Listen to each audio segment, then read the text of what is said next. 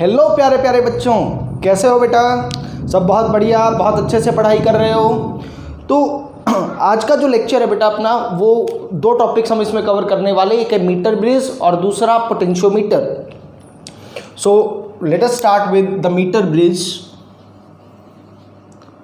Bridge. तो बेटा जो मीटर ब्रिज है, इसका जो हम यूज़ करेंगे वो यूज़ करेंगे किसके लिए? इट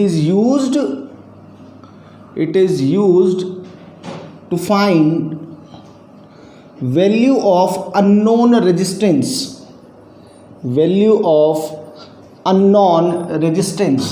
अननोन रेजिस्टेंस की वैल्यू फाइंड आउट करने के लिए बेटा इसका हम इस्तेमाल करते हैं।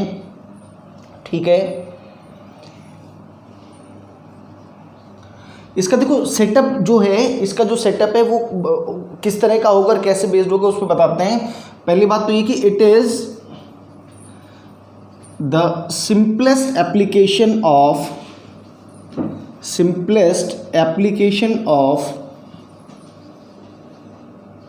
Of Wheatstone bridge. बेटा व्हीटस्टोन ब्रिज का जो प्रिंसिपल है वही यहाँ काम आने वाला है। उसका ये सिंपलेस्ट क्या है बेटा? It is the simplest application. ठीक है, इसकी जो वर्किंग है, it is based on the balanced Wheatstone bridge. It's working is based on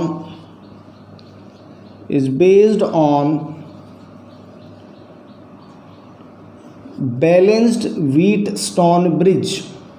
जो बैलेंस्ड व्हीटस्टोन ब्रिज है बेटा, उसका जो कंसेप्ट है सेम उसी कंसेप्ट पे यूज़ हम करते हैं।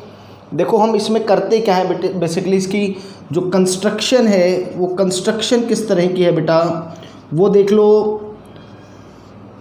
है ना। बड़ा ही मज़ा आने वाला है आज की क्लास में। पोटेंशियोमीटर में बहुत मज़ा आएगा, और मीटर ब्रिज तो खैर बहुत आसान सा है। इसमें बेटा हम क्या करते हैं, एक वायर यूज़ करते हैं। ये वायर ए बी, इसको थोड़ा सा डार्क कर देता हूँ ताकि अलग से दिखे ये। और लेट अस से कि इसको कनेक्ट कर दिया किसी बैटरी के साथ। ये कोई की है यहाँ पर बेटा,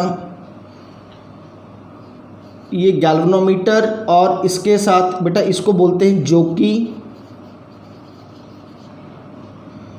ये रेजिस्टेंस बेटा, ये आर रेजिस्टेंस है, ये आर रेजिस्टेंस हमें मालूम होता है, और ये रेजिस्टेंस बेटा हमें कैलकुलेट करना है। ये रेजिस्टेंस एक्स है। बड़ी सिंपल से इसकी वर्किंग है। पहले एक बात तो ये देख लो कि ये जो वायर ए बी है बेटा, ये पॉइंट सी मान लो, wire A B is made up of, या तो बेटा उसको जनरली हम मैग्नेटिन से बनाते हैं और कॉन्स्टेंटाइन से बना सकते हैं। ये दो एलॉय हैं, इनमें से किसी का भी आप बनाओ। It's area of cross section is uniform बेटा। थ्रू आउट जो इसका एरिया ऑफ क्रॉस सेक्शन रहेगा वो यूनिफॉर्म रहेगा। Area of cross section uniform रहने का मतलब क्या हुआ बेटा? इसका मतलब ये हुआ कि its resistance per unit length is constant. Its resistance per unit length is constant, वो कांस्टेंट रहेगा। दूसरी बात कि इट्स लेंथ इज 1 मीटर, इसीलिए बेटा इसको मीटर ब्रिज कहा जाता है। 1 मीटर की लेंथ यहाँ पे रहती है इसकी। अब देखो हम करते क्या है इसमें बेटा, ये जो जोकी जो है उसको ए पॉइंट से मूव करना शुरू करते हैं। तो जैसे जैसे अब हम चलेंगे तो हम गैल्वेनोमीटर के ऊपर कड़ी नज़र रखेंगे। गैल्वेनोमीटर पे एक पॉइंट ऐसा आ जाएगा बेटा जिस पॉइंट पर गैल्वेनोमीटर के अंदर कोई डिफ्लेक्शन नहीं आएगी, और जब कोई डिफ्लेक्शन नहीं आएगी उसी पॉइंट को हम क्या बोलेंगे बेटा? वो हमारा नल पॉइंट कहलाएगा। नल डिफ्लेक्शन, और this point is known as null point. Jockey को मूव करते करते किसी पॉइंट पर पहुंच गए हैं जहां पे आपको कोई डिफ्लेक्शन शो नहीं करेगा galvanometer, that point is known as null point. ठीक है बेटा, उस पर कहूँगा that is no deflection case. तो बेटा जब ये ऐसा हो जाएगा तो मुझे यहाँ पे लेंथ पता होगी, लेटेस्ट से कि बेटा वो लेंथ L है आपकी, और भाई ये जो बची हुई जो लेंथ है वो 100 माइनस L सेंटीमीटर हो जाएगा।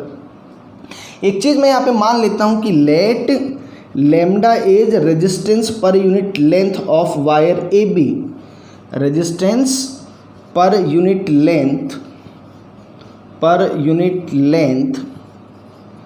ऑफ वायर AB बेटा। तो ये आप बहुत अच्छे से जानते हो कि भैया ये जो अगर इस पॉइंट पे गैल्वेनोमीटर में कोई करंट नहीं आया तो ऐसा तो बेटा क्या होता था, इस गैल्वेनोमीटर को कुछ रेजिस्टेंस भी हो सकता है, तो ये तो व्हीटस्टोन ब्रिज जैसा हो गया।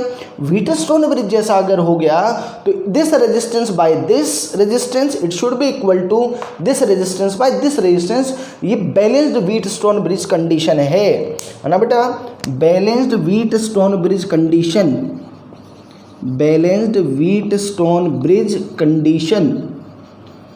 तो बेटा बैलेंस्ड व्हीटस्टोन ब्रिज कंडीशन क्या कहता है, R divided by resistance of wire AC it should be equal to X। ये अननोन रेजिस्टेंस है जो मुझे निकालना है बेटा, इसको रेजिस्टेंस बॉक्स बोलते हैं, डिवाइडेड बाय बेटा R ऑफ CB। तो बेटा इसका रेजिस्टेंस तो R ही है, ये लेंथ मुझे पता है और पर यूनिट लेंथ रेजिस्टेंस लैम्डा है, तो ये लैम्डा इंटू L हो जाएगा, और बेटा ये X upon 100 minus L into lambda. तो बेटा लैम्डा से तो लैम्डा कैंसिल आउट हो गया और यहाँ से आपके पास रिजल्ट आ गया बेटा किसका, X इज इक्वल टू बेटा R into 100 minus L upon L। आप ध्यान रखना बेटा कि अगर आप सेंटीमीटर में रख रहे हो लेंथ को तो ही ये 100 है, अगर आप मीटर में रखोगे तो ये 1 हो जाएगा, उस केस में L को भी आपको मीटर में रखना पड़ेगा। This is the simplest application of potentiometer. और देखो किस तरीके से हमने क्या किया, अननोन रेजिस्टेंस को कैलकुलेट कर लिया। फटाफट से बेटा नोट कर लो, फिर इस पर जरा 1-2 क्वेश्चंस मैं आपको करवाने वाला हूँ। चलो बेटा अब इस पर 2-3 हम क्वेश्चंस कर लेते हैं, फटाफट देखो।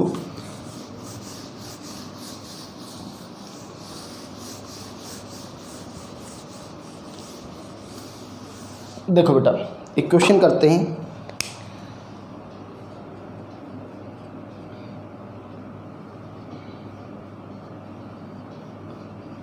ये अपना मीटर ब्रिज जो है बेटा उसका सेटअप है।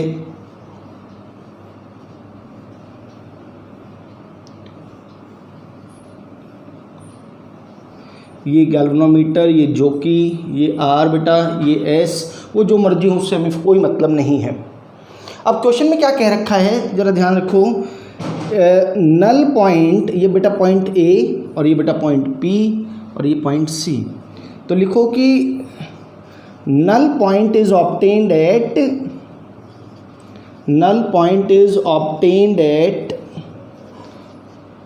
लेट अस से कि 60 सेंटीमीटर फ्रॉम ए से बेटा 60 सेंटीमीटर पे आपको क्या मिला, ये नल पॉइंट मिल गया। नाउ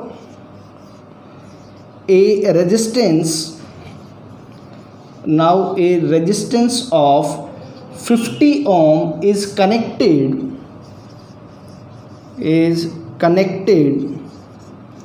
in parallel, पहले सीरीज में कर लो, इन सीरीज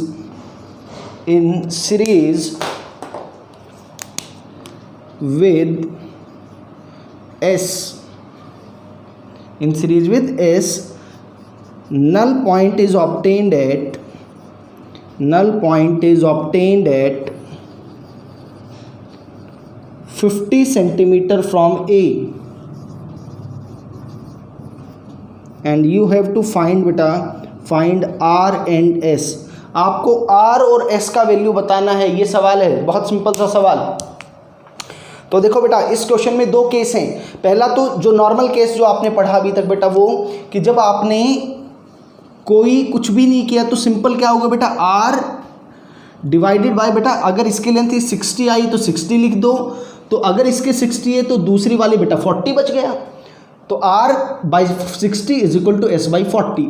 तो बेटा R बाई एस की वैल्यू आपकी 3/2 आ गई। ये फर्स्ट इक्वेशन आपका बन गया है।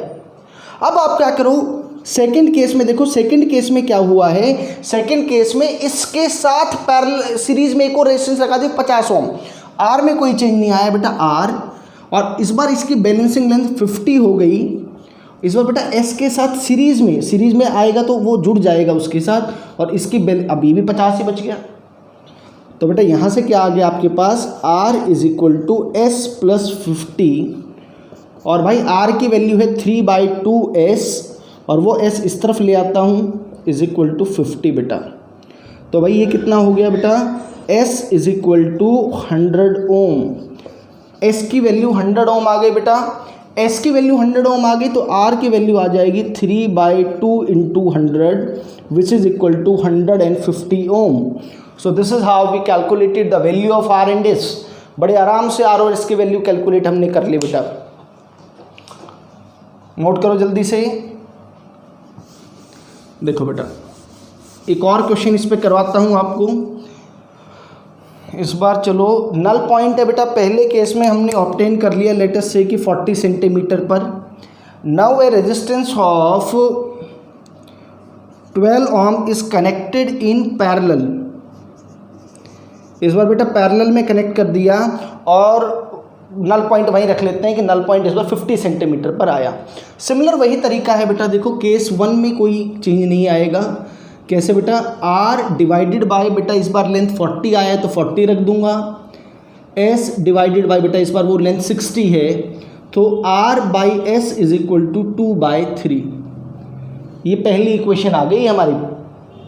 अब जरा केस 2 देखिए।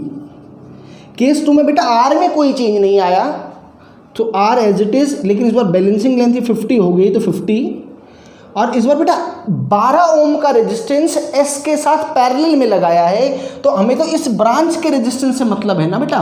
तो इस ब्रांच का रेजिस्टेंस कितना आ जाएगा, 12 × S डिवाइडेड बाय 12 + S बेटा, और जो बैलेंसिंग लेंथ से मल्टीप्लाई करते थे वो एज इट इज़ रह गया।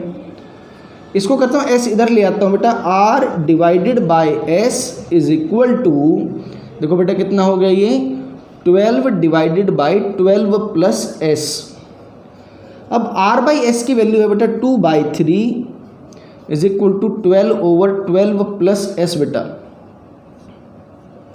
तो यहाँ से इक्वेशन आ गई आपकी 12 + S = 18 बेटा। तो S = 6 ओम आ गया, और S की वैल्यू बेटा अगर 6 ओम आ गई है तो R की वैल्यू कितनी आ जाएगी, 2/3 × 6 विच इज़ इक्वल टू 4 ओम। तो देखो ये R की वैल्यू आ गई बेटा हमारे पास जो क्वेश्चन में पूछा था, और ये S की वैल्यू आ गई। दोनों पार्ट हमने सॉल्व कर लिए। नोट करो बेटा जल्दी से, फटाफट नोट करो।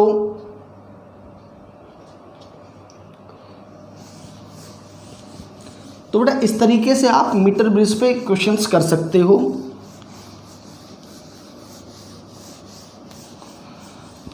अब जो हमारा अगला जो टॉपिक है आज की क्लास का, that is potentiometer, which is very important topic बेटा। Potentiometer,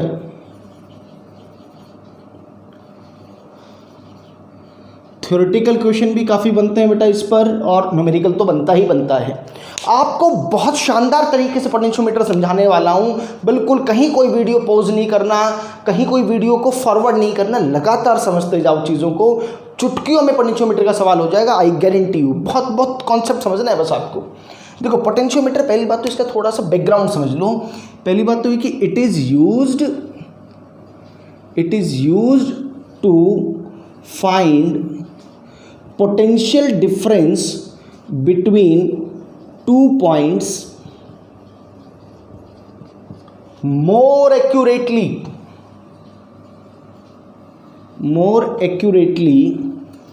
as compared to voltmeter, as compared to बेटा वोल्टमीटर के कंपैरिजन में। तो अब एक बात है कि भैया ऐसा क्यों हो गया, मैं एक बात ये भी लिख सकता हूँ बेटा कि potentiometer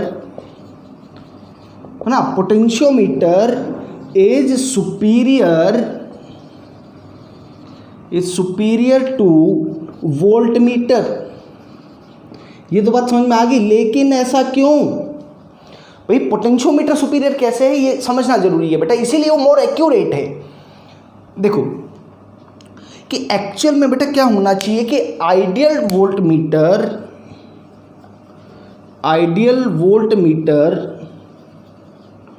should have infinite resistance. उसका बेटा इनफाइनाइट रेजिस्टेंस होना चाहिए। आप कहोगे सर इनफाइनाइट रेजिस्टेंस क्यों, ये बात हमने पहले भी डिस्कशन किया था बेटा। So that it does not draw any current from the circuit। वो बेटा जो सर्किट है अपना, उस सर्किट से कोई करंट वो ड्रॉ नहीं करे। आप जरा सोचो कि करंट ड्रॉ करेगा तो क्या होगा। आप जरा सोचो, बड़ा सिंपल सा फंडा है बेटा। मान लो कि इधर से 1 एम्पियर करंट आ रहा है और इधर ये 2 ओम का रेजिस्टेंस है। तो ये पॉइंट ए बेटा और ये पॉइंट बी, इन 2 पॉइंट्स के बीच में जो पोटेंशियल ड्रॉप आना चाहिए वो 2 वोल्ट का आएगा। लेकिन जरा आप सोचो कि अगर मैंने इसके अक्रॉस एक वोल्ट मीटर लगा दिया, मैं मान लेता हूं कि उसका बहुत हाई रेजिस्टेंस है बट इनफाइनाइट नहीं है। अब इनफाइनाइट रेजिस्टेंस नहीं है तो क्या होगा बेटा, कुछ some amount of current will flow.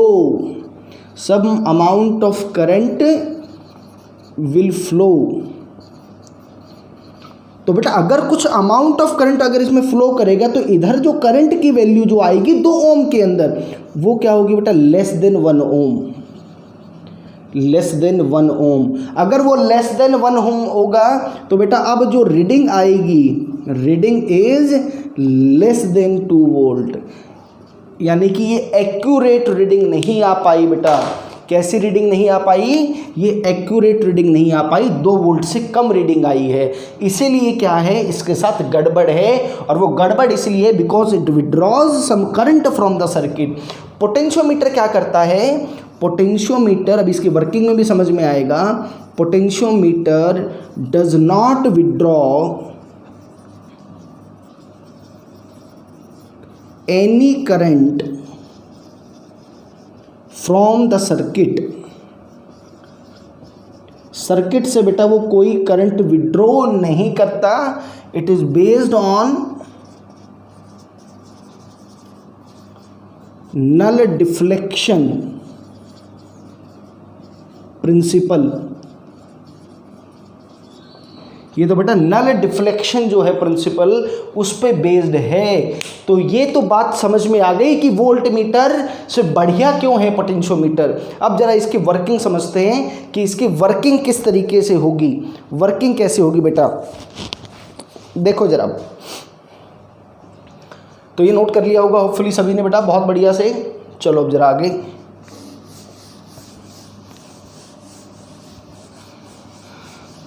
तो बेटा पहले ज़रा ये देख लेते हैं कि ये जो पोटेंशियोमीटर है वो बनता कैसे है।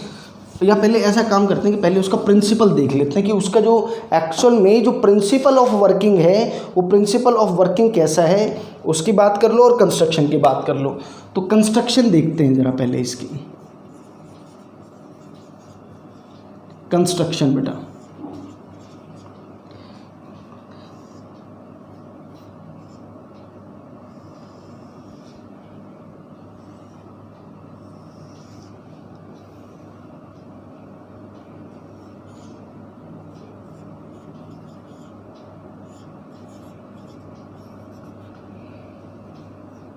ये बेसिक बेटा इसकी कंस्ट्रक्शन है।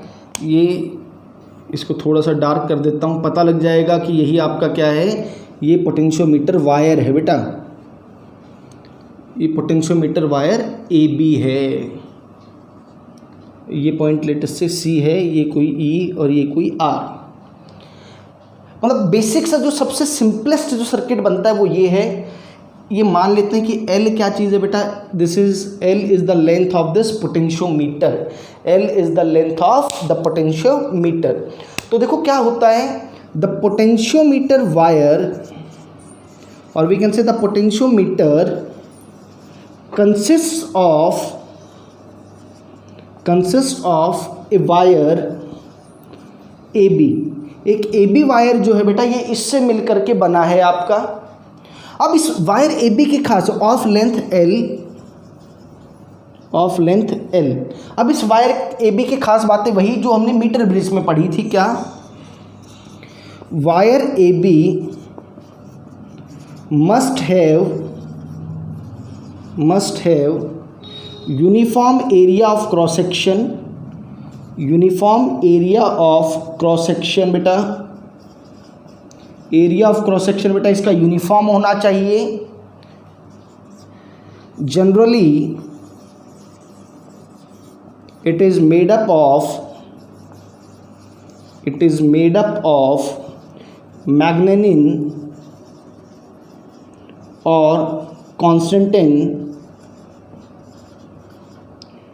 विच हैव, इनकी खास बात क्या है बेटा, वही क्यों इस्तेमाल करते हैं, विच हैव हाई रेजिस्टिविटी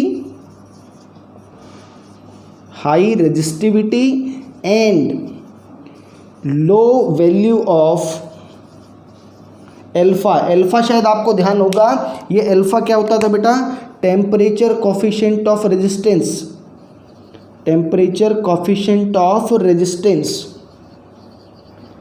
तो रो की वैल्यू हाई और एल्फा की वैल्यू कम होनी चाहिए बेटा इस वायर ए बी के लिए। ठीक है, ये यूनिफॉर्म वायर आपने बना दिया, इस तरीके से बना दिया।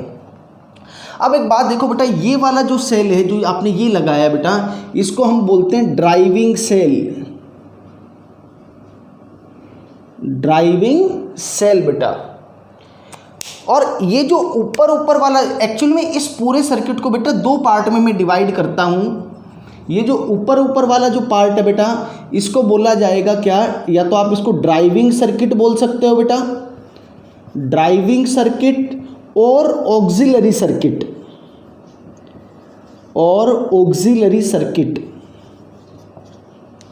और जो ये नीचे वाला जो सर्किट है बेटा, ये जो नीचे वाला जो सर्किट है आपका, ये नीचे वाला सर्किट, इस नीचे वाले सर्किट को बोला जाता है बेटा सेकेंडरी सर्किट। क्लियर है ये बात? एक बात ये बहुत इंपॉर्टेंट है, ये बात ध्यान रखना, प्राइमरी सर्किट, या बेटा उसको ड्राइविंग लिखा तो ड्राइविंग लिख लो, चलो उसको ड्राइविंग सर्किट का और सेकेंडरी सर्किट का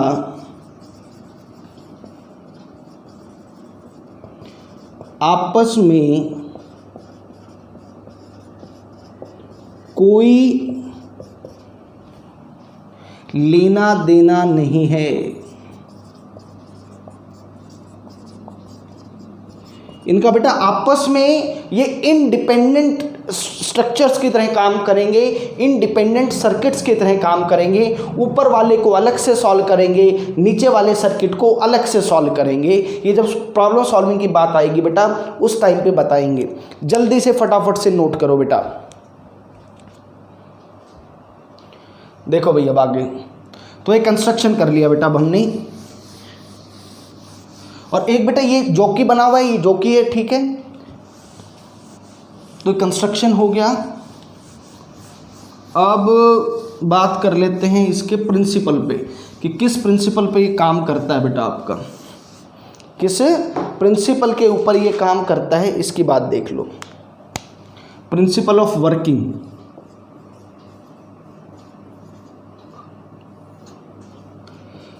तो चलो मान लो कि जो वायर आपने वायर ए बी लिया था वो कोई ये बहुत बड़ा वायर है, उसका कोई एक छोटा सा पार्ट ये ए और ये बी ले लिया बेटा आपने, जिसकी लेंथ एल थी। ये पूरा यूनिफॉर्म वायर में से आपने इतना पार्ट काट लिया। जरा सोचो कि इस पार्ट में बेटा अगर करंट आई आप भेज रहे हो, स्टेडी करंट भेज रहे हो, आई कैसा है बेटा, आई इज स्टेडी करंट, और आप बोल सकते हो और constant in magnitude.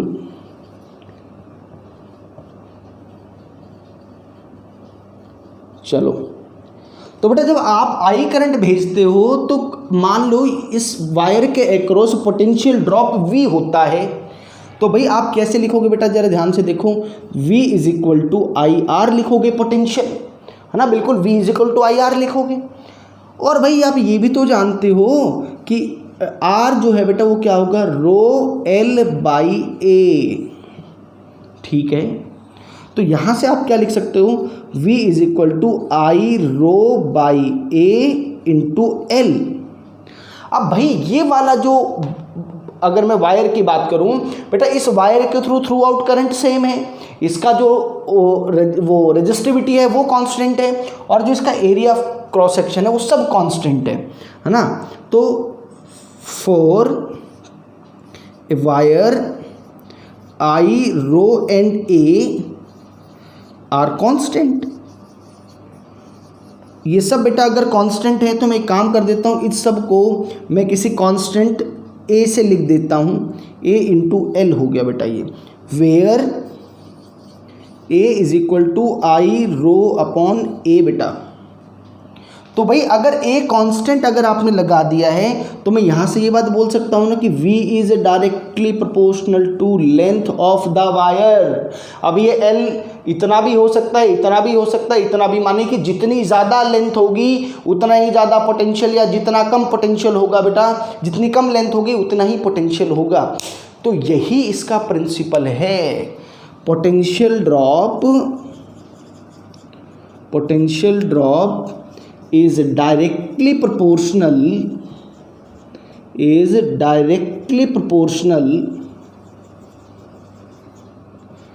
to the length of wire, is the principle of working of potentiometer।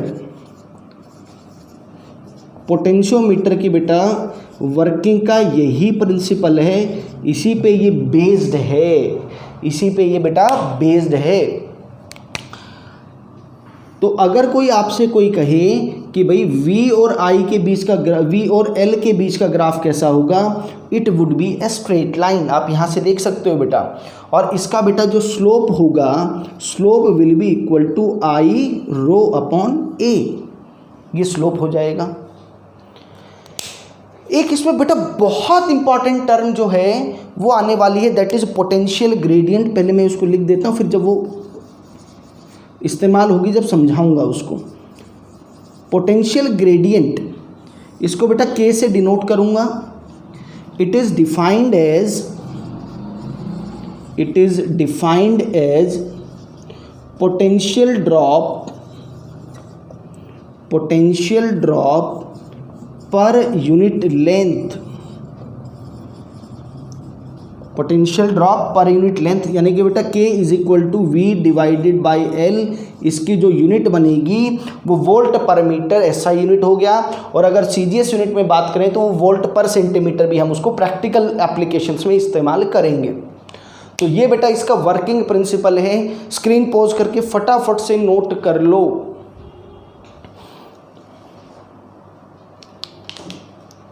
चलो बेटा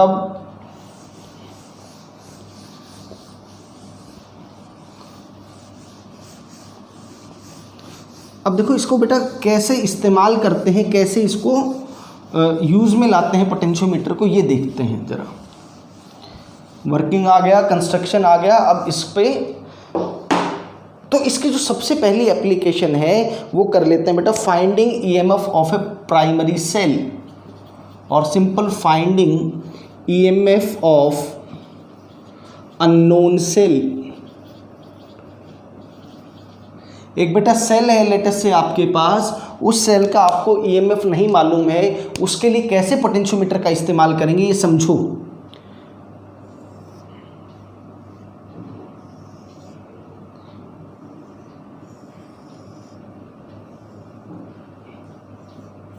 ये मान लो बेटा वो सेल है जिसका आपको पोटेंशियल बताना है, उसका ये इंटरनल रेजिस्टेंस है। खैर मुझे अभी इंटरनल रेजिस्टेंस से कोई मतलब नहीं है। ये वायर बेटा आपका AB वायर है, ये कोई आपका C पॉइंट जहाँ डिफ्लेक्शन 0 आएगा, और ये V वोल्ट की बैटरी आपने प्राइमरी सेल में लगा दी। अब देखो बेटा क्या करेंगे कि इस जोकी को मूव करवाते रहेंगे, और लेटेस्ट से अच्छा ये टोटल लेंथ बेटा L है, टोटल लेंथ L है, ठीक है। और मान लेते हैं कि ये L1 लेंथ आपका क्या आएगा बेटा, L1 लेंथ आपकी क्या आ जाएगी, बैलेंसिंग लेंथ, या ऐसा ये जो C पॉइंट है ये आपका क्या आ गया, ये नल पॉइंट आ गया। अब देखो कि प्रैक्टिकल है, यहाँ पे इलेक्ट्रिकल सर्किट है, तो सर्किट का कनेक्शन कैसे हो ये बहुत इंपॉर्टेंट है बेटा। तो सर्किट का कनेक्शन देखो कैसे करते हैं, ये जरा ध्यान से देखो बेटा, कि एक बात ध्यान रखना कि ये नेगेटिव पोटेंशियल अगर है तो बेटा ये भी नेगेटिव ही होना चाहिए। इसका मतलब बेटा क्या हो गया, एक बात ये समझ लो कि polarity of connection of driving cell and secondary cell, इसको सेकेंडरी सेल भी बोल देता हूँ बेटा मैं, और and secondary cell must be same. ये क्यों होगा, ये थोड़ा आने वाली क्लास में डिस्कशन होगा। मस्ट बी सेम बेटा, वो सेम होना चाहिए, पोलैरिटी सेम, माने कि इसका नेगेटिव टर्मिनल इसके नेगेटिव के साथ ही कनेक्ट हो। अगर इस तरफ पॉजिटिव टर्मिनल होता तो यहाँ पे पॉजिटिव टर्मिनल के साथ ही आप कनेक्ट करते, ये बात ध्यान रख लो। एक बात तो ये हो गई, ठीक है बेटा। दूसरी बात ये, जिस सेल का ईएमएफ मेजर करना है, यानी कि सेकेंडरी सेल ईएमएफ मेजर करना है,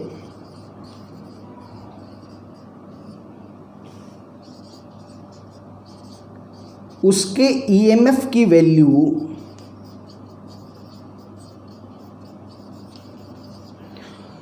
AB वायर के पोटेंशियल ड्रॉप से ज़्यादा नहीं होना चाहिए, पोटेंशियल ड्रॉप से ज़्यादा नहीं होना चाहिए।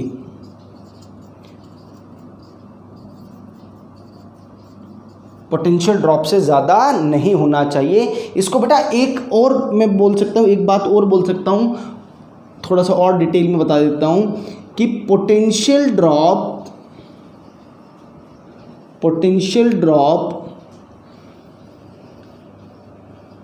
across the primary circuit should not be less than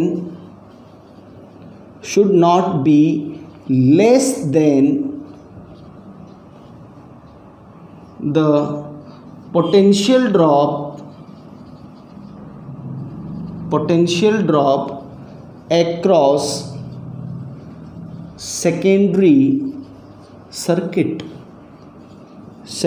circuit के रिस्पेक्ट में उसका जो पोटेंशियल ड्रॉप है बेटा वो क्या नहीं होना चाहिए, वह पोटेंशियल ड्रॉप ऊपर वाले का ज़्यादा होना चाहिए, प्राइमरी का ड्राइविंग का ज़्यादा होना चाहिए, नीचे वाले का कम होना चाहिए। ये दो बातों का आपको ध्यान रखना है। एक तो मैं कनेक्शन हर बार देखूंगा, जब भी सवाल करूंगा देखूंगा नेगेटिव के साथ कनेक्ट हो, पॉजिटिव के साथ कनेक्ट हो, और दूसरा फिर वो मैं जब क्वेश्चन आएगा जब देख के बताऊँ कैसे करना है वो आपको।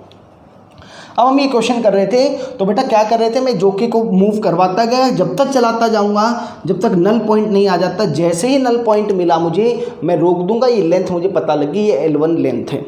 अब और बात देखो जरा कि भाई देखो, अब यहाँ पे मैं मान लेता हूँ कि इस पॉइंट का पोटेंशियल 0 वोल्ट है बेटा, तो इस पॉइंट का पोटेंशियल V हो गया और कहीं ड्रॉप नहीं है। अच्छा उसका 0 तो बेटा इसका भी 0 वोल्ट ड्रॉप हो गया, ध्यान से देखना, इसका V तो इस पॉइंट का भी V हो गया। चलो बहुत बढ़िया, इस पॉइंट का 0 पोटेंशियल तो बेटा इस पॉइंट का भी पोटेंशियल ड्रॉप 0 हो गया। अब नल डिफ्लेक्शन जब होगा बेटा तो गैल्वेनोमीटर के थ्रू कोई करंट फ्लो नहीं करता, गैल्वेनोमीटर के थ्रू कोई करंट फ्लो नहीं करेगा, यही तो नल डिफ्लेक्शन है बेटा। तो यानी कि इसके थ्रू कोई करंट नहीं आएगा और इस रेजिस्टेंस के अक्रॉस कोई पोटेंशियल ड्रॉप भी नहीं होगा। तो ये 0 तो बेटा जब आप यहाँ से निकलोगे तो इसका पोटेंशियल E हो गया, ये चलते जाओगे तो इस पॉइंट का पोटेंशियल भी E हो गया, ठीक है। अब आपको यहाँ पे एक पोटेंशियल ग्रेडियंट की वैल्यू पता होनी चाहिए, पोटेंशियल ग्रेडियंट, के से बेटा लिखेंगे इसको, तो आप देखो पोटेंशियल ग्रेडियंट क्या होगा, ये जो वायर ए बी जो है इसके अक्रॉस पोटेंशियल ड्रॉप कितना है, देखो 0 से चलिए और वी पे चले गए, तो वायर में टोटल पोटेंशियल ड्रॉप आया वी, और बेटा उस वायर की लेंथ है एल, तो वी बाई एल हो गया। तो अगर यानी कि मुझे क्या पता लग गया पर यूनिट लेंथ मेरा कितना पोटेंशियल ड्रॉप होता है, तो भैया आप एक बात बोल सकते हो कि जो वायर ए से सी तक की मैं बात करूं, ए सी के अक्रॉस ड्रॉप कितना हो जाएगा, V by L into L one, यानी कि बेटा इस पॉइंट का पोटेंशियल होगा v by L into L one, और जब आप यहाँ से देख रहे हो तो इस पॉइंट का पोटेंशियल E के बराबर है, तो यानी कि वी ए सी और बेटा ये जो वी पी क्यू, मैं P और Q नाम दे देता हूँ इसको, इस पॉइंट का नाम P लिख देता हूँ बेटा और इस पॉइंट का नाम Q लिख देता हूँ।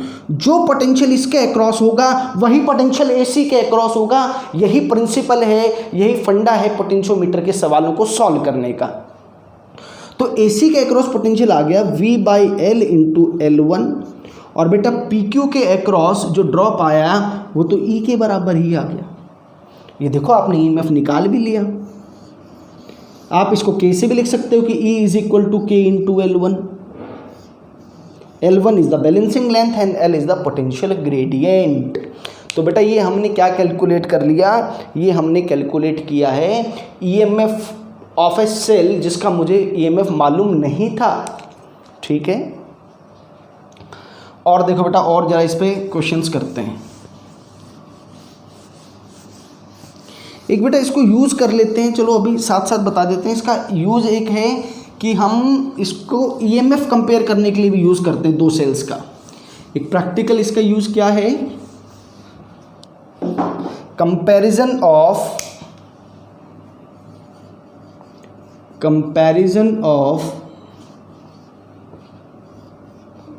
EMF of two cells। दो सेल्स का EMF कंपेयर करने में इस्तेमाल करते हैं। देखो बेटा कैसे,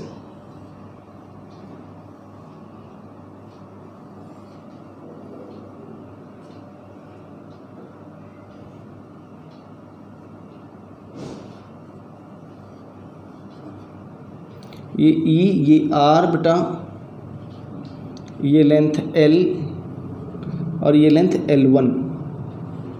चलो बेटा, तो बैलेंसिंग लेंथ यहाँ पे बेटा L1 आई, तो बेटा आप क्या लिख सकते हो, ये E1 R1। E1 is equal to बेटा पोटेंशियल ग्रेडियंट में K मान लेता हूँ, तो E1 is equal to K L1 आ गया। मान लो आपके पास कोई दूसरा सेल था, आप सेम ही पोटेंशियोमीटर में कनेक्ट करोगे तो उसका पोटेंशियल ग्रेडियंट तो सेम ही आएगा, उसमें कोई चेंज नहीं आएगा।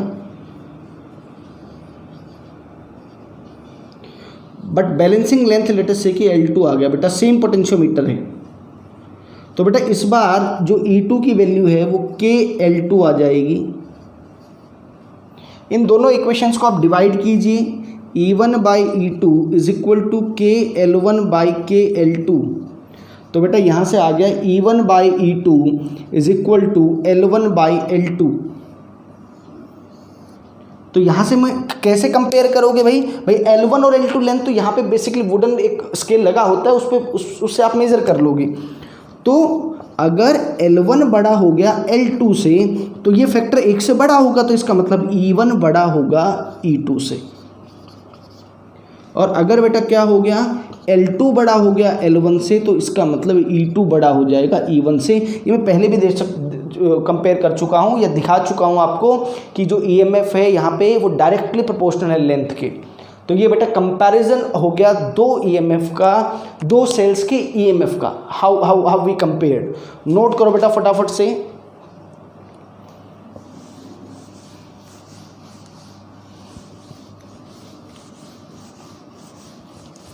अब बेटा इस पे हम कुछ न्यूमेरिकल्स कर लेते हैं फटाफट।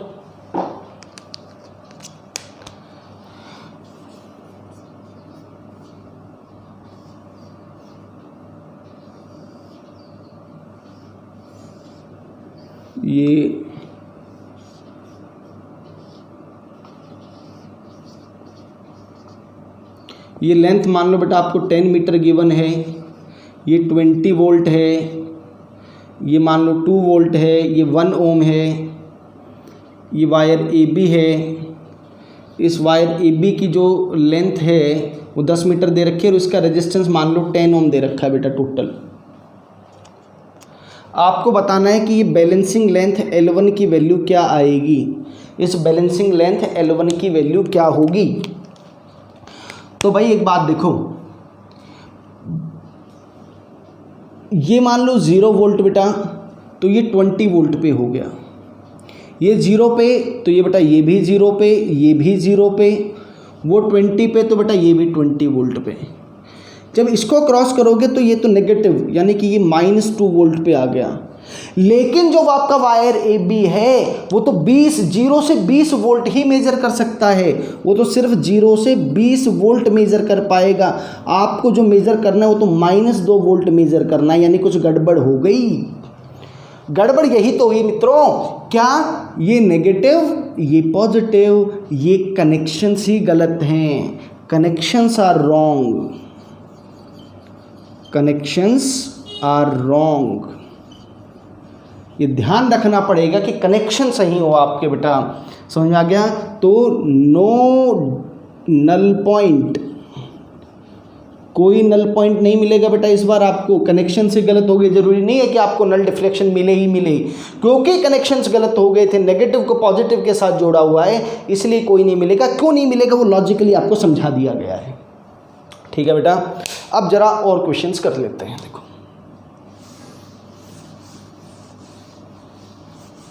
तो अभी मैंने आपको समझा दिया कि कैसे कनेक्शंस इंपॉर्टेंट है बेसिकली, है ना, कनेक्शंस बहुत इंपॉर्टेंट है बेटा। चलो और अब क्वेश्चन सिंपल करते हैं एक आधा, फिर थोड़ा सा लेवल बढ़ाएंगे। वो नेगेटिव है तो इधर नेगेटिव ही कनेक्ट कर देता हूँ बेटा। ये वायर आपका ए, ये बी, ये मान लो 20 वोल्ट है बेटा, ये 10 मीटर और इसका रेजिस्टेंस भी 10 ओम मान लो भाई। आपको ये दे रखा है, ये मान लो ये 2 वोल्ट है बेटा और ये 1 ओम है। ये बैलेंसिंग लेंथ L1 की वैल्यू बतानी है। देखो कितने आराम से करूँगा, मैं आपको बार बार बोलता आया था कि प्राइमरी सर्किट का ऊपर वाले सर्किट का नीचे वाले सर्किट से कोई लेना देना नहीं है। तो बेटा देखो जरा, जब नल डिफ्लेक्शन आया इसी पॉइंट के ऊपर तो नीचे वाले ब्रांच से कोई करंट नहीं जा रहा, सिर्फ ऊपर वाली ब्रांच में करंट फ्लो कर रहा है। ऊपर वाली ब्रांच में सिर्फ करंट फ्लो कर रहा है। वो करंट कितना फ्लो कर रहा है यही जान लो बस। तो बेटा ऊपर वाली ब्रांच में KVL लगाओगे जब, तो क्या पता लगेगा तुम्हें, भाई इसके अक्रॉस टोटल ड्रॉप तो 20 है और इस पूरे के अक्रॉस टोटल रेजिस्टेंस 10 है, तो 2 एम्पियर का करंट आएगा। और आप KVL से देख सकते हो 20 - I × 10, तो वहाँ से भी I की वैल्यू 2 एम्पियर आई। अब अगली जो मेरे लिए चीज़ इंपॉर्टेंट है बेटा, सारा का सारा गेम जो खेलेगा वो पोटेंशियल ग्रेडियंट खेलेगा। तो भाई अब एक बात बताओ बेटा, इस वाले वायर में भी पूरे वायर में 2 एम्पियर करंट फ्लो करेगा, तो जो पोटेंशियल अक्रॉस AB आएगा वो कितना आएगा बेटा, 2 × 10 20 वोल्ट। और टोटल लेंथ जो है बेटा वो है 10 मीटर, तो पोटेंशियल ग्रेडियंट की वैल्यू आ गई बेटा 20/10 that is 2 volt per metre. ये पोटेंशियल ग्रेडियंट आ गया। अब भाई अब एक बात बताओ कि जो पोटेंशियल ड्रॉप AC के अक्रॉस वही पोटेंशियल ड्रॉप PQ के अक्रॉस, इसमें तो करंट फ्लो ही नहीं कर रहा, तो इसके अक्रॉस पोटेंशियल ड्रॉप सिर्फ 2 वोल्ट का ही आएगा। तो बेटा क्या लिख दूं, potential drop across AC is equal to potential drop across PQ। यही फंडा यूज़ करना है हर सवाल के अंदर। तो AC के अक्रॉस बेटा जो ड्रॉप आएगा वो कैसे लिखोगे भी, पोटेंशियल ग्रेडियंट वो तो 2 है इनटू उसकी लेंथ वो L1 मान ली, और PQ के अक्रॉस बेटा पोटेंशियल ड्रॉप 2 है, तो बेटा L1 is equal to 1 metre आ गई। ये आपकी बैलेंसिंग लेंथ आ गई, या जो आपसे सवाल में पूछा गया था ये वो वैल्यू आ गई है। ठीक है बेटा, नोट करो जल्दी से। चलो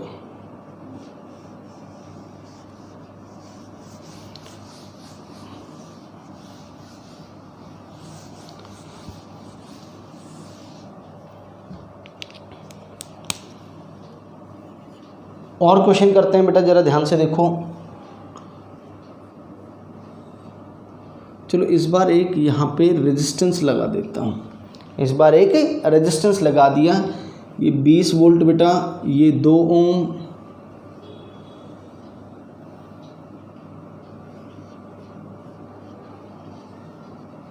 इस तरीके से मैंने सर्किट बना दिया।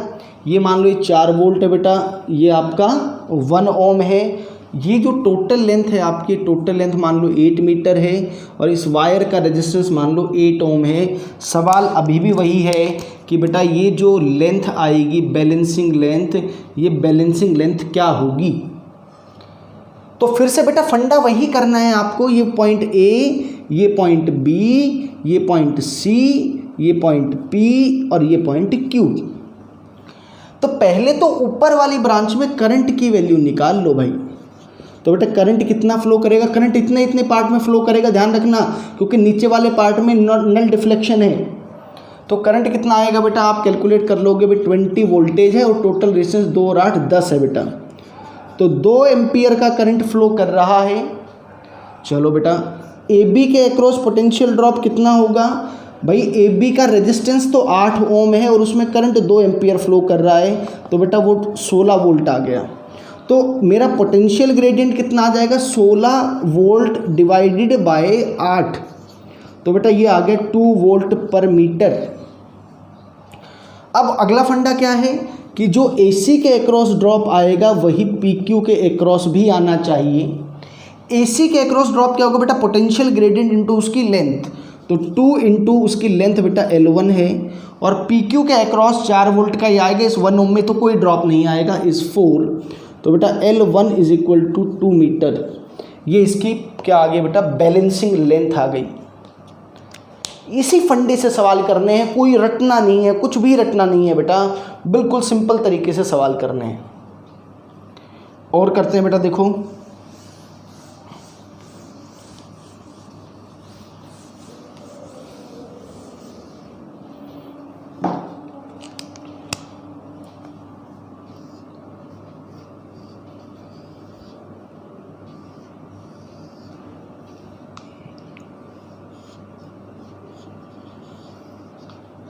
ये 48 वोल्ट मान लो बेटा, ये 48 वोल्ट मान लिया, इसको 2 ओम मान लो, ये टोटल 10 मीटर मान लेते हैं बेटा, इसको 10 ओम मान लो,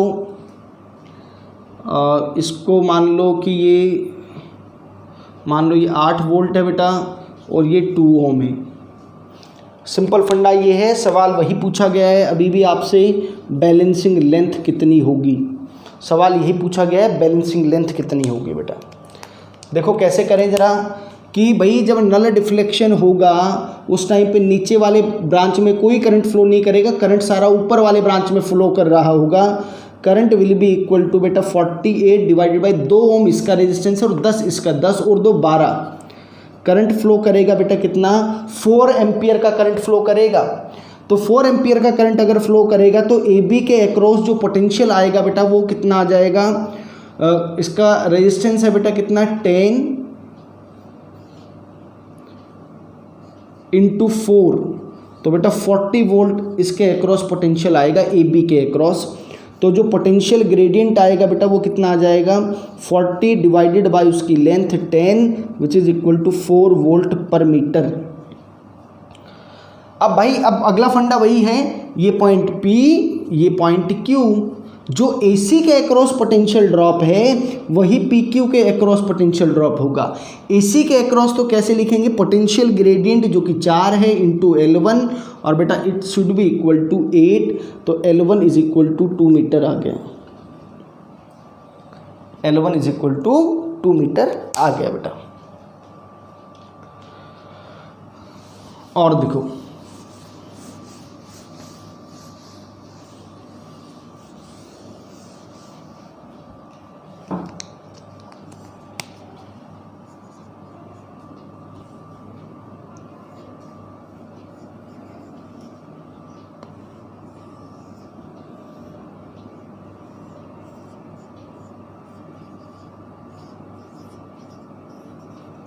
ये मान लो 30 वोल्ट है बेटा,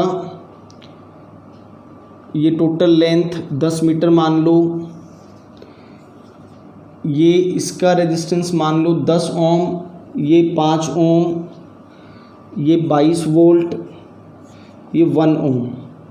बैलेंसिंग लेंथ L1 बतानी है आपको, बैलेंसिंग लेंथ L1 बतानी है बेटा आपको। तो अब देखो जरा कि कैसे करेंगे। पहले जरा इसको सिंपल करता हूँ फिर समझाता हूँ। देखो बेटा, करंट की वैल्यू जब आप कैलकुलेट करेंगे, करंट की वैल्यू जब आप कैलकुलेट करेंगे तो कितना आ जाएगा बेटा, V that is 30 divided by 15 that is 2 ampere आ गया। भाई 2 एम्पियर आ गया, तो जो पोटेंशियल ड्रॉप AB के अक्रॉस आएगा तो बेटा वो पोटेंशियल AB के अक्रॉस कितना आ जाएगा, आप यहाँ ध्यान से देखोगे तो वो 20 वोल्ट आ गया। यानी कि वायर AB के अक्रॉस जो पोटेंशियल मेजर किया जा सकता है वो सिर्फ और सिर्फ 20 वोल्ट तक मेजर किया जा सकता है, लेकिन यहाँ पे तो 22 वोल्ट मेजर करना है। यानी कि बेटा यहाँ तो आपको 22 वोल्ट वो तो कर नहीं पाएगा।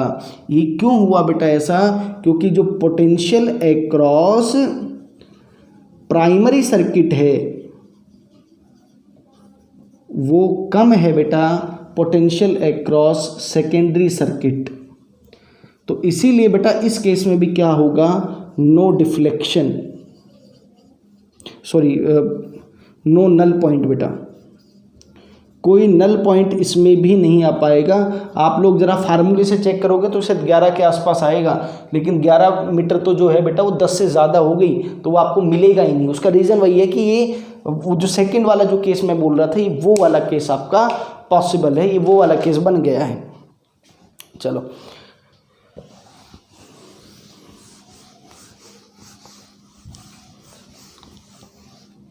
देखो बेटा, और ज़रा और क्वेश्चंस करते हैं।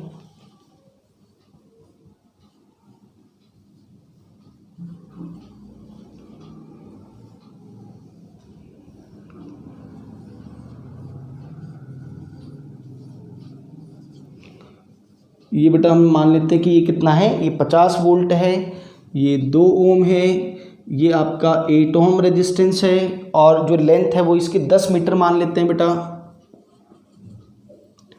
लेंथ हमने मान ली 10 मीटर मान ली है, और इस बार बेटा ये जो लेंथ है ये 8 मीटर है। आपको इस EMF की वैल्यू बतानी है। ये रेजिस्टेंस कुछ आर, इसका कोई रोल नहीं है, मान लो 1 ओम ही है। तो देखो बेटा क्या करेंगे, तरीका फिर से वही है। ये बेटा A, ये B, ये P और ये Q। आप चाहो तो स्क्रीन पॉज करके एक बार खुद से भी सॉल्व कर सकते हो बेटा। जो करंट फ्लो करेगा, करंट कितना फ्लो कर रहा है बेटा, 50 डिवाइडेड बाय 2 और 8 10, 5 एम्पियर करंट फ्लो कर रहा है बेटा। AB के अक्रॉस जो पोटेंशियल ड्रॉप आएगा वो 8 × 5 दैट इज 40 वोल्ट का आएगा। तो आपका पोटेंशियल ग्रेडियंट आ जाएगा बेटा 40 डिवाइडेड बाई 10 दैट इज 4। तो यानी कि ये पॉइंट C हो गया बेटा। जो AC के अक्रॉस पोटेंशियल आप लिखोगे वो क्या लिखोगे, पोटेंशियल ग्रेडियंट इनटू उसकी लेंथ, वो तो 32 वोल्ट आ गया। तो बेटा 32 वोल्ट ही बराबर होना चाहिए इस E के, ये आंसर आ गया। ठीक है,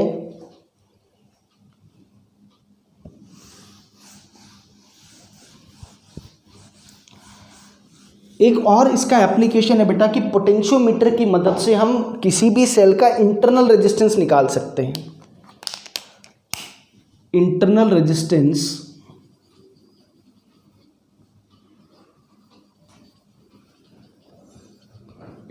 resistance of a cell using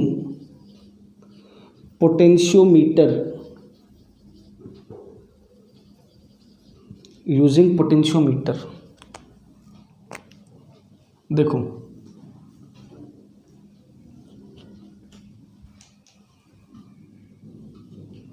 तो बेटा ये बेसिकली एक एक्सपेरिमेंटल फंडा है ना, एक्सपेरिमेंट के थ्रू ये करते हैं। तो इस एक्सपेरिमेंट को 2 पार्ट्स में परफॉर्म किया जाता है। पहला पार्ट में बेटा क्या करते हैं हम लोग, सिंपल जो आपका था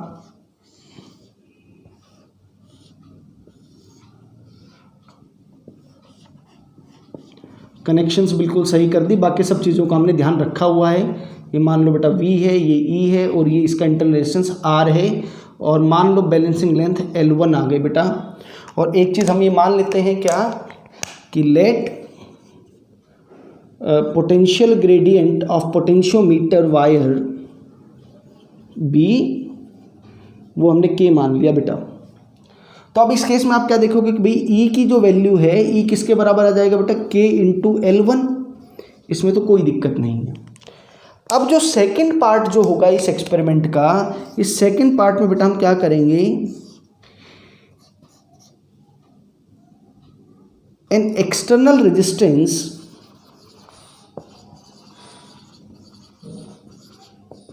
जिसकी वैल्यू R है बेटा, वो नॉन वैल्यू है, इज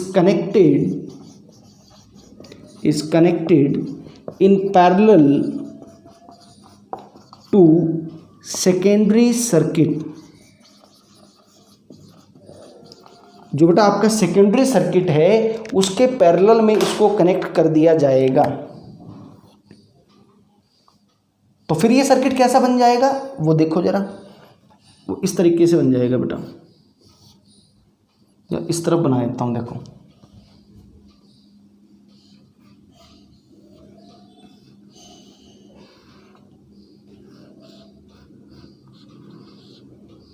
ये E था बेटा, ये R था, एक ये और कनेक्ट कर दिया इसके पैरेलल में, ये V, और इस बार मान लेते हैं लेंथ बेटा L2 आएगी, ये R। तो अभी भी देखो क्या होने वाला है बेटा कि इस गैल्वेनोमीटर के थ्रू तो अभी भी करंट जीरो ही जाएगा, और ये C पॉइंट पे आपको क्या मिल जाएगा, आपको नल पॉइंट मिल जाएगा ये। लेकिन उसमें करंट जीरो होने का मतलब ये थोड़ी ना है कि इस वाली ब्रांच में करंट फ्लो नहीं करेगा। इस वाली ब्रांच में बेटा कुछ करंट फ्लो करेगा, वो मान लेते हैं कि वह करंट I होगा, और ये बेटा आपका पॉइंट P और ये Q, वो P है तो बेटा ये भी P और ये भी Q हो गया। यानी कि जितना इसके अक्रॉस ड्रॉप आएगा उतना इसके अक्रॉस और उतना ही AC के अक्रॉस, फंडा अभी भी वही रखेंगे। तो पहले I की वैल्यू आप निकाल लो बेटा। तो आप जब KVL इसमें इस्तेमाल करोगे तो I की वैल्यू बेटा आ गई E over capital R plus small r, E minus I R, तो I की वैल्यू बेटा E over capital R plus small r आ गई। तो अब PQ के अक्रॉस पोटेंशियल ड्रॉप कितना आएगा बेटा, वो तो E माइनस आई इंटू स्मॉल r लिख दो, या तो आप ये लिख दो बेटा, या I इंटू कैपिटल R लिख दो, दोनों से सेम ही वैल्यू आएगी। तो बेटा ये क्या हो गया, E माइनस ई over capital R plus small r into R।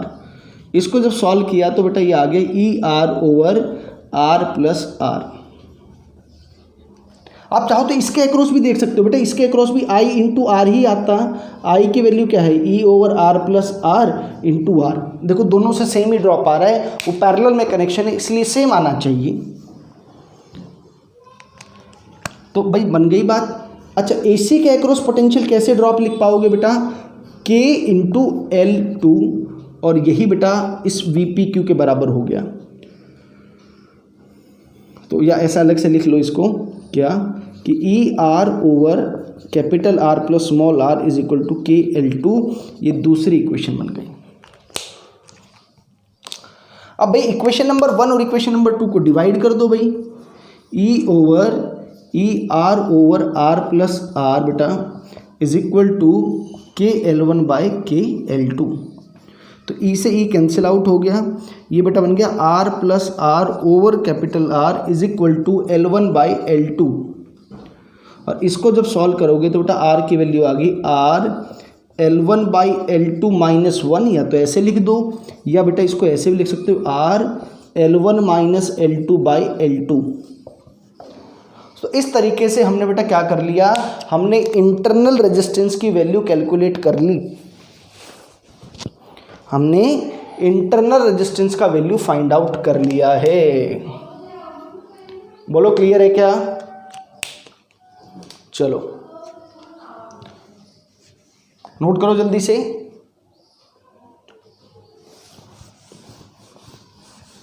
अब बेटा कुछ एक दो क्वेश्चंस और इस पे कर लेते हैं इसी तरह के।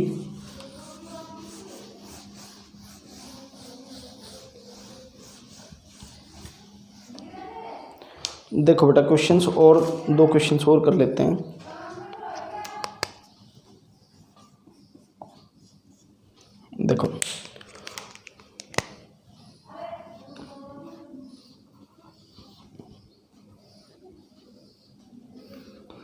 ये बेटा 48 वोल्ट, ये आप 4 ओम का मान लो।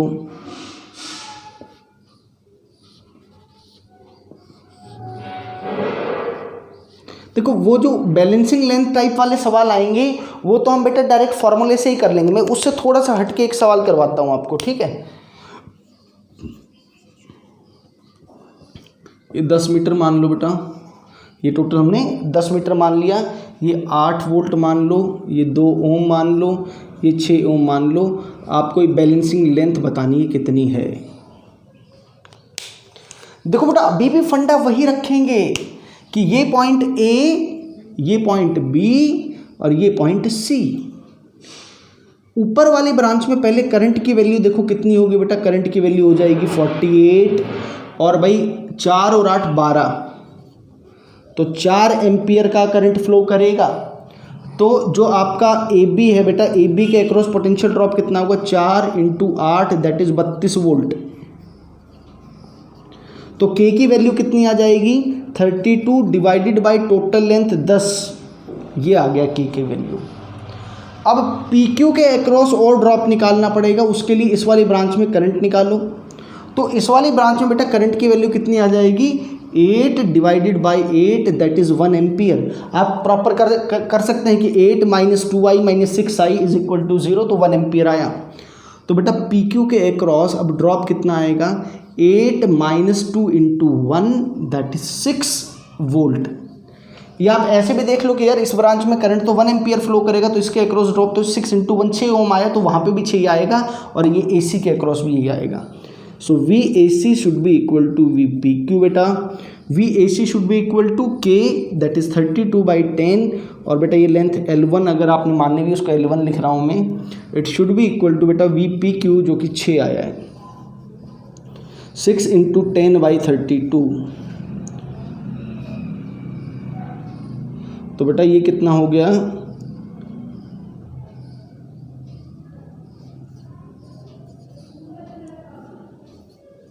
15/8 आ गया बेटा, ये 15/8 मीटर। ठीक है बेटा, एक और क्वेश्चन कर लेते हैं।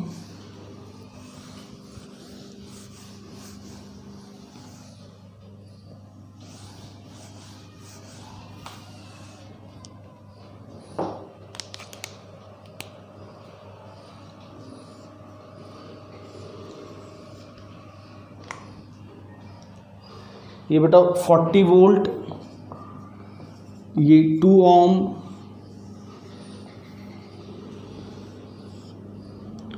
यहाँ पे 2 बैटरी लगा लेते हैं इस बार।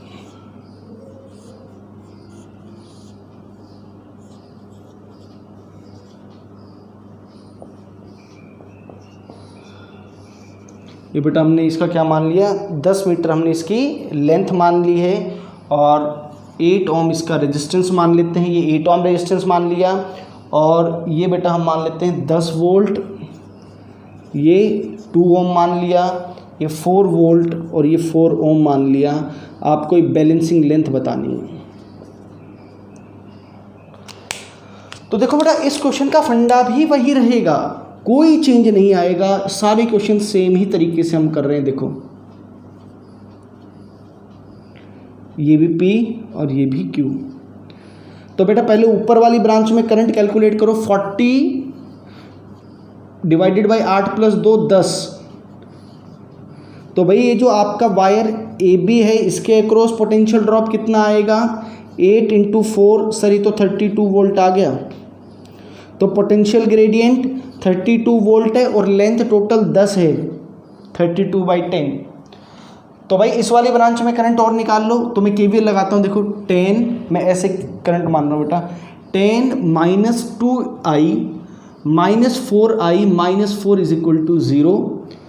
तो बेटा यह क्या आ गया, 6 = 6i और i = 1 एम्पियर। सिंपल। तो भाई अब PQ के अक्रॉस पोटेंशियल ड्रॉप कितना हो जाएगा, वो 10 - 2 × 1 8 वोल्ट।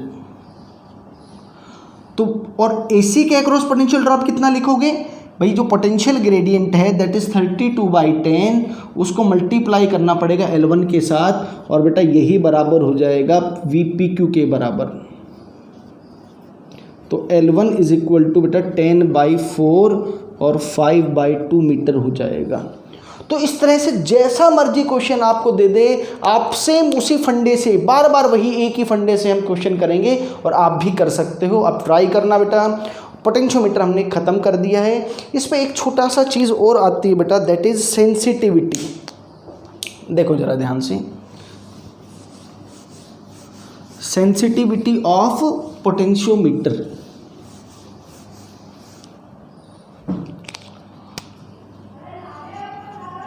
Sensitivity of potentiometer. भाई पोटेंशियोमीटर पे जो सारा का सारा जो खेल खेला जा रहा है वो तो V/L खेल खेलता है। तो ये मैं क्या चाहता हूं कि जो ये पोटेंशियल ग्रेडियंट हो, it should have minimum value.